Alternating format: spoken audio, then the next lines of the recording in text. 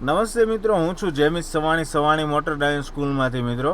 તો આજે આપણે ત્યાં હેમલભાઈ યુકેથી આવ્યા છે અને એણે સવાણી મોટર ડ્રાઇવિંગ સ્કૂલને ડ્રાઇવિંગ શીખવા માટે ચોઈસ કર્યું છે. તો આજે હેમલભાઈનો 3rd ડે છે, તો આપણે એને પૂછીએ કે તમારો એક્સપિરિયન્સ કેવો રહ્યો, અનુભવ કેવો રહ્યો.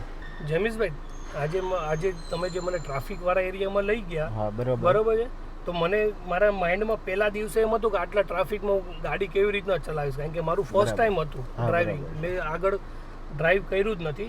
પણ આજે મને એટલો કોન્ફિડન્સ આવી ગયો કે હું ટ્રાફિકવાળા એરિયામાં પણ હું ગાડી ચલાવી શકું. બરાબર છે. મારા માઇન્ડમાં ઘણું બધું હતું કે હું ગાડી ચલાવી શકીશ કે નહીં ચલાવી શકું. બરાબર છે. એટલે હવે મને કોન્ફિડન્સ છે કે ટ્રાફિકવાળા એરિયામાં આઉટ ઓફ કન્ટ્રીમાં પણ હું ગાડી ચલાવી શકીશ. બરાબર છે.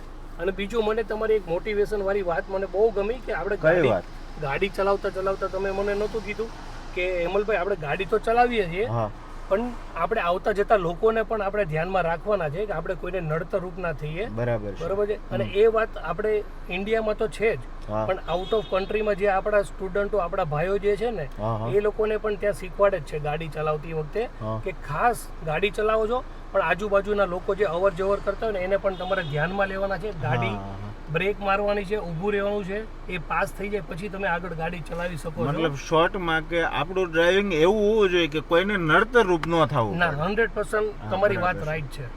થેન્ક યુ જેમિસભાઈ કે તમે મને ડ્રાઇવિંગ માટે મને હેલ્પ કરી છે. ઓકે.